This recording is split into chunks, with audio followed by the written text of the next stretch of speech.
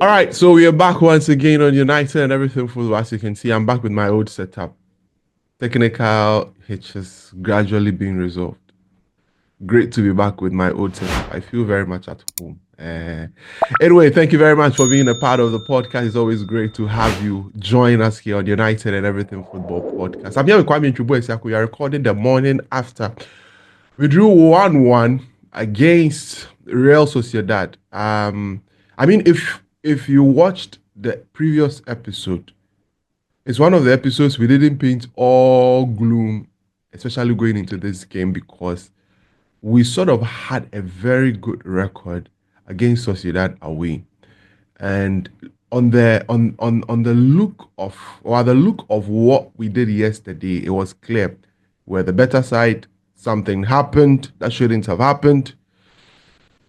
But for that, we would have been running away with another 1-0 win from Sociedad in Spain. But all is to be played for at Old Trafford next week when we come for the return leg of that competition. As usual, I'm here with Kwame to break down the game, to look at the game in detail, so you could have a feel. If you didn't watch, you could have a feel of exactly what happened, and we'll see how it goes. Kwame, great to have you back on the podcast. I hope you're doing very well. Much better, I guess. Much better. It was a very interesting game. I mean, yesterday. But let me do my formalities. Subscribe to the podcast. Subscribe if you've not subscribed. Please like the videos and drop your comments. I have a quiz question. When I go for the break and come, I would read the quiz question to you, and then we'll set the ball rolling. So Kwame, let me make a quick turnaround. When I come back, I'll read the quiz question, and then we would set the ball rolling here, United and Everything.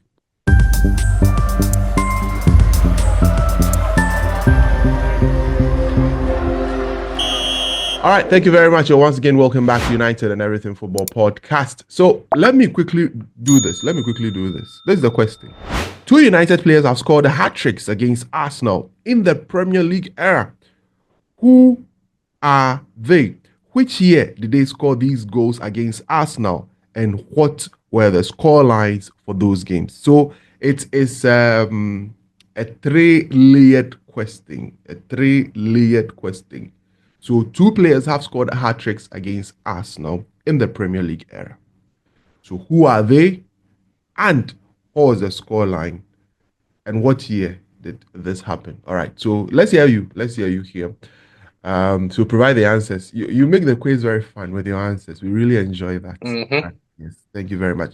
Kwame, let's get into a lot of sharp people among very sharp, very, very, very, very sharp people. I mean, people know their history about the club. Mm-hmm. Yeah, but Kwame, let's if they are not googling, maybe they are cheating. Who knows? Anyway, Kwame, let's get into the game. We drew 1-1 in Spain. As I predicted. As you predicted. Kwame predicted that it's going to be 1-1. I just knew we're not going to lose. I don't know, for some reason. One interesting fact, we are the only unbeaten team in the competition. When you combine the Europa League and the Champions League, United is the only. It's a weird stat. Isn't that? Kwame, let's Club doesn't make sense. Let's get into it, Kwame. All right. So, what do I say? See, the thing about the Europa League, we said it in the previous. In fact, we've been saying it on countless occasions. The competition is lower than what we do face in the Premier League. All right. The speed is lower. The quality of play is lower. It's not supposed to be a competition that should be so difficult for Manchester United to win, but for our own problems. It's not about the opposition. I don't fear a single team in the Europa League, and we shouldn't. But we have problems of our own that doesn't give us any confidence going into these games. But we knew the record before that, right? We knew our record against Sociedad. I say this to get it out of the way because of the effectiveness of the selection yesterday. In the middle of the pack was Casemiro, because Ugarte was not available, with Bruno Fernandes. A back three of De Ligt in the middle because Maguire was not available. Mazuari playing on the left-hand side of him and Euro playing on the right hand side of him. And then we had wing backs of Euro and Diogo Dalot, right? And up front, it's very difficult to tell how we play up front, but you have Zexi trailing Højlund a bit, but this time with Garnacho on the right instead of the left. Let me just pick the selection apart. Let me even start with the game plan. What was very noticeable today, yesterday, was the fact that our wing backs played very, very high yesterday, because that is the creme de la creme of the whole system. How high your wing backs are able to press and then support, with the rest of the team also pushing upwards and pressing as well, including the back three. The key to this, so that you do not fall prey to any counter attack, is the fact that you should have wide center backs who are very good at defending space. So I'm going to give props right from the get-go to Euro and especially Mazuari, because very often we had Dogu going flying forward, like way, way, way high. And it left Mazuari playing 1v1 versus Kubo, who happens to be their danger man, the former Barca, former Real Madrid, Japanese international. Very, very dangerous. But yesterday he was rendered ineffective by how well Mazuari played. Very often than not, Dogu came back to double up with him to sort of mark him out. But in every one-on-one situation, Mazuari did well until the Japanese was subbed for a black dude who came to cause chaos in the second half. We contained them. In the middle of the park, Bruno Fernandes and Casemiro did okay. Casemiro in particular covered ground very easily. And the reason being simple. It's slow. The game is slow. The game is not played at a great pace. The quality of the opponents are not of Premier League level. The physicality isn't as marked as compared to the Premier League. So a Casemiro can get away with that. You get what I'm saying? I've always been saying I don't mind seeing Casemiro and Eriksen playing in Europa League games. Not as a midfield duo. As for midfield duo, it should never happen in any competition. That is a problem. That one is a huge problem. Teams will just look at it and go like, no. This midfield, we have a chance. Have to run to have a chance. But when you pair him against any other person, be it Ugarte or Bruno Fernandes in this case, it sort of works. Up front, Zexi was doing his best. I think, what would I say? I don't want to discredit him for how well he played yesterday. Although I always say we should expect much better. I think yesterday was one of his best games playing for Manchester United in terms of control, pace, pass selection. He was putting himself about. Isn't that also down to the pace of the game, because it's not so fast? That defines the whole competition. This is why I still feel that despite our deficiencies in the squad, this competition is tailored down to what this squad can actually compete in. And we should win it. There is no excuse for not winning it. You know why? You know why? Let me tell you something. In the Premier League, when we come and sit here and then we say our strikers don't get shots. Do you know that we average 18 shots per game in the Europa League? This is not a 4-star too. 18 shots per game. On the average. On the average. It means since we started the competition. It means in certain games we have more than that sometimes. Exactly. And yesterday, I'm sure we probably had more than 15 shots in the game. If us at the time, at around the, let's say, 60th minute, we had about 12 shots. And Garnacho took the most of them. And Sociedad had not had a shot on targets prior to that penalty. There was no... Sociedad was not in the game. The first half, we controlled it all through. The problem being that let me put it this way. There is no relationship between the players. It's clear. Instinctively, players don't seem to anticipate what others are supposed to do. It's almost like as if, despite the fact that they've been training for 3 months under this manager, there is zero synergy between them. The reason being this: sometimes a very good ball can be played over the top, as one was done for Diogo Dalot, right? And he just had a very, very simple task of playing the ball across the face of goal for an on-rushing Rasmus Højlund. We criticize Højlund a lot for not making good movement, but on that case, on that particular very good move, perfect move. All you had to do is place the ball across the face of goal, as the Sociedad substitute who came in the second half was doing. The quick ball across the face of goal was causing us problems. Diogo Dalot, for some reason, be it the reason I've stated already, or just being daft, refused to place the ball right across the face of goal. I don't want to go into my impressions of Diogo Dalot. It is well documented. I don't rate him. He's not a good player. When I say he's not a good player, people are saying, "Are you trying to say he's a bad player?" When you went to primary school and you're giving your school reports, they go excellent, they go very good, they go good, they go average, they go poor, then they go you failed. It could be that when I say he's not good, it could be he's average or he's poor. You can choose whichever one that you want, but he's not a good player. He's not. He's not. And he shows it every now and then. One good season in 6 or 7 seasons at United isn't going to change my mind. And I'm glad we are linked with Quenda because we have to upgrade that right wing back spot. He's Very not important. fit. Very important. We also had other chances in the box where I felt Diogo Dalot again this time around pulled the ball back. Bruno Fernandes took a shot, that goal was saved. Zexi had a couple of pops. He should have scored. We had good chances. Garnacho also had a chance. He cut in and then just placed the ball right at the goalkeeper. It was just all us. They didn't have a shot on target.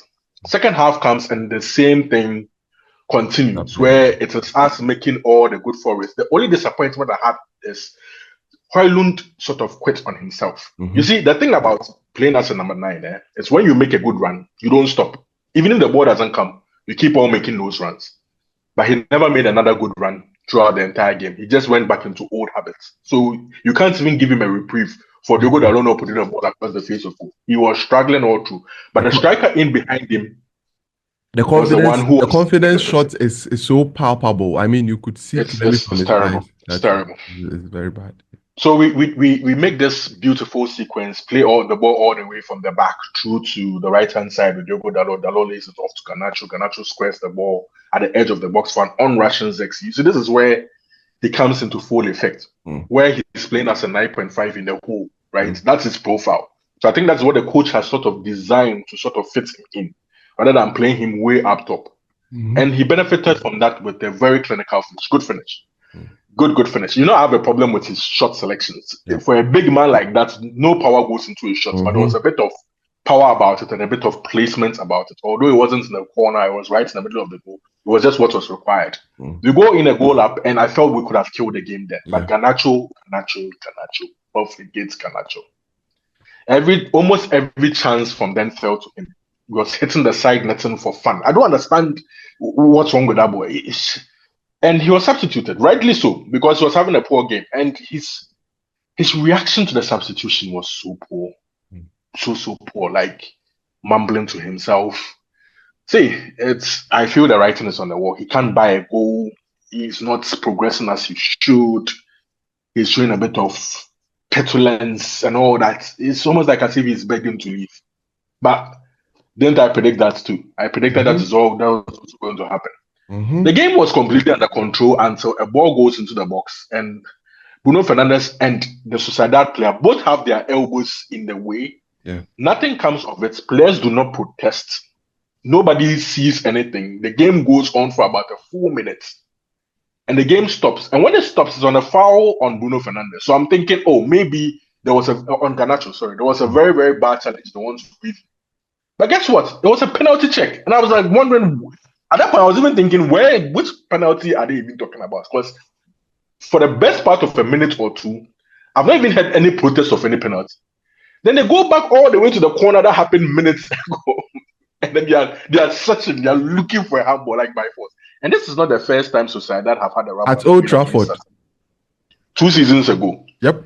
Martinez goes to block the ball. Ball goes off his body and off his elbow, and they get a penalty. And then they get the same penalty again. A game that was nothing, like there was no danger or whatsoever. They score from the penalty kick, and then the game sort of turns on its head. When we concede, we've been doing. Heads drop, and then everybody's confused. And Sociedad have a couple of chances of which they could easily have taken the lead, but we get away with that. And we managed to see out the game. So from then on, it was more like we're not looking to get another goal. We're rather trying to secure the point. At the end of the day, I would say it was a point well earned. Regrettably, we should have won, but it's not a point that you would say is a bad result, considering our form and everything. It puts a halt to Amorim's, winning streak in the Europa League. But any results at Spain, because historically, United have won just It's not a good 35% of their hunting games ground this for year. us. It's not. So when you get a point, you have to come back home and finish the job. The only problem I have is that at home, maybe not in the Europa League, because in the Europa League at home, we've won about 3 out of 4 games. Yes. We've been winning. I think I bet late drama. Aside the SC20 game, we won every game, if my We memory won, serves me. or I bet late drama in a couple of them, Rangers and whatsoever. It's a good result. We should come back home and then win. He said something interesting at the end of the game. He said, the squad is thin now. I'm not quoting, I'm sort of paraphrasing, and that we have issues. I think he's referring to injuries. We have to manage the Arsenal game so that we can get to the game on Thursday. There and then, I felt, maybe this man is feeling we have to really, really prioritize this Europa League. Like, it is the absolute priority at this point, because after his Sky Sports interview, he's had subsequent interviews. He has about 3 or 4 interviews where the tune sort of had changed from, it's not really about winning the Europa League, so we need to win this Europa League to get into the Champions League. The narrative is changing. And I said to you personally, I'm sure somebody has the back of his ear reminding him that, hey, gentlemen, you have to take the thing serious. You have to take the thing very seriously, because the financial implications of winning the competition is incredible. Yeah. I was thinking about this. We can win about 40 million euros plus from winning this competition, right? Participating in the Super Cup 2 gives you something. But then again, it means you're qualifying for the Champions League. Which gives you more money. Almost guarantees you Champions League money automatically. So when you add all that, because after the Champions League group stage, you get about 40 million euros. We're talking about an 80 million euro booty from just qualifying, from just winning this competition. So you can't sit there and tell us it doesn't really matter, especially when you're a man who needs the squad to be overhauled. That's true. You have to make sure you don't give the ownership any excuse not to back you in the summer by fulfilling your bit. Just as Ten Hag did last season by winning the Europa, the FA Cup. The moment he won, I was like, this man is just trying to secure the fact that he wants money in the summer. Because he's giving the club money. That's what he means. So it's not just playing for the sake of it. In the league, you even have to increase your league standing to be able to back in more money. It's not just saying to the owners, I've done my bets. It's up to you. You also have to do your bets. Exactly. So I feel it's halftime. It's 1-1. We have the upper hand on the team that has been poor this season. SOCIEDAD have not been good. They've been struggling. I told you they're ideally, Kwame, this is not a tie. SOCIEDAD is not a tie. The traditional Spanish teams are the Madrids, the Barças, and the Sevilla. Barcelona, and to an extent, Villarreal, because we gave them a cup. Yeah. And they've been a thorn in our flesh on a couple of occasions. But SOCIEDAD, they are not parts. Valencia, to an extent. SOCIEDAD is not parts. It shouldn't be a tie. And you could see it on the quality of play. The standard they are is not supposed to be Manchester United. Right. But like I said, alas, here we are. Alas, here we are. So that's Kwame's breakdown of the game. A few observations. Okay, someone sent a text, during the game, that we shouldn't talk about Diogo Dalot. It's not worth it. So I'll shelve that. I don't know. Let's shelve that. It's yeah. And I agreed with Diogo Dalot. Yeah, I agreed. What else can we say? I agreed with the person. I don't know if it's fatigue. I don't know if he's just not good enough. I don't know. But I know, and I've been saying it. He's not good enough. He's not good enough. But for nepotism, he should be sold. But we know he's not going anywhere. But we have to agree the position. Oh, of course. So that is where his Giovanni Quenda comes in. Another nepotistic. I'll take it like that. Yeah. I think that thing is, you can't avoid it though. I think in any job, in any area of life, you see, I think you can't.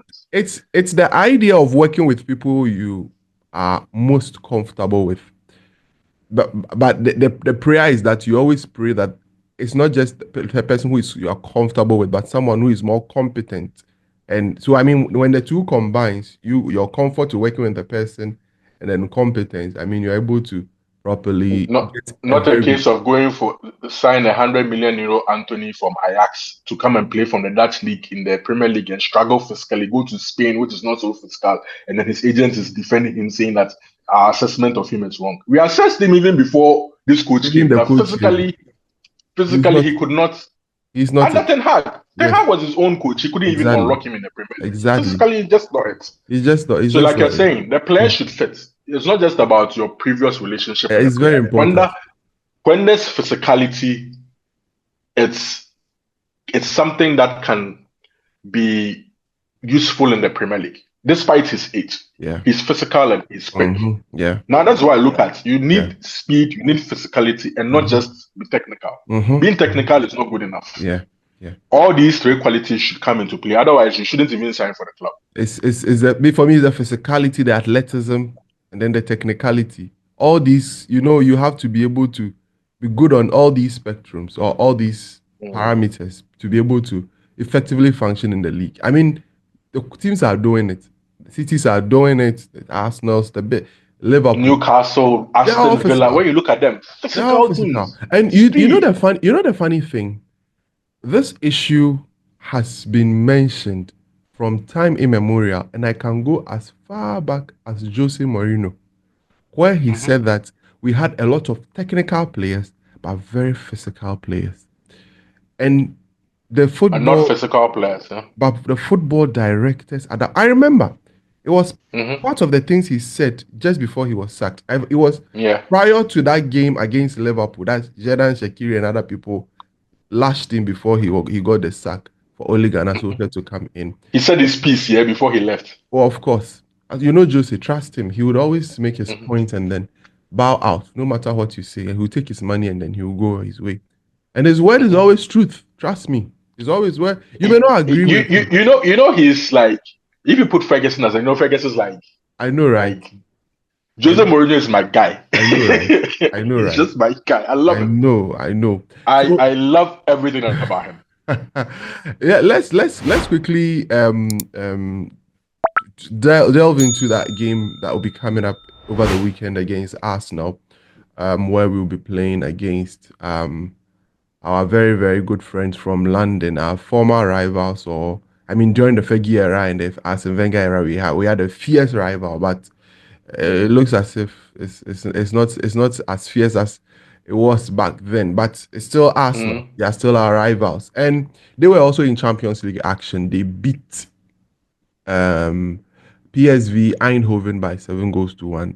Yesterday, I was analyzing that game with a group of friends on another podcast, and you watch that game and you watch the XG for both teams, and you wonder how Arsenal were able to win that goal by just take it every single chance that you have. They took every chance. That's the key. Such fluke games happen. It's a fluke game. It happens. But Kwame, generally, that game.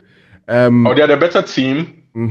They have more to play for, despite the fact that I know there was no title race anymore. They are 13 points off. There was no title race. See, you can't be 13 points behind at the end of February and claim to be in the title race. There is none.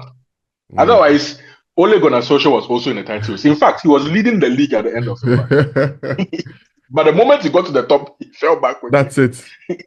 You can't call it a title race now. It's Liverpool are just running away with it. They competed. Arsenal competed over the last 2 seasons, but this season is not a competition. And it's through some fault of theirs.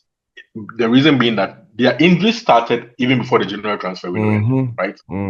But they did not address their problems. They are in attack now.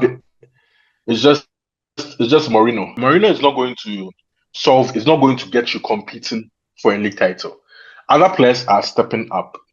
Ethan Nwaneri or what United would be available for the game. For instance, if Ugarte and Maguire are just being protected and maybe available this weekend, I think they come in and they make us a bit stronger, because Casemiro and Bruno in that midfield against Arsenal is not going to work against Arsenal's midfield of Partey, Rice, and then Odegaard. They'll just run us ragged.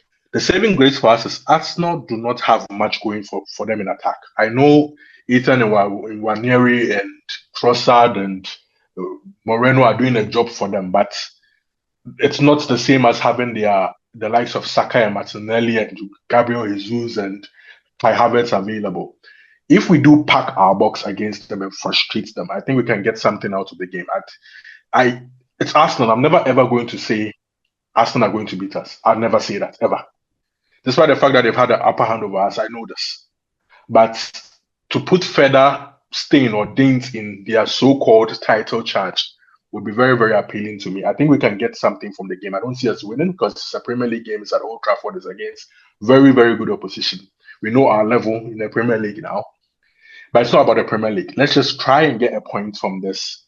Come out of it healthy. Very, very important because now it looks like the task ahead of us is quite clear. It's Europa or bust. So the main target should be getting to Thursday with as fit and healthy squad as possible to take on this Europa League challenge, and hopefully we progress from that competition.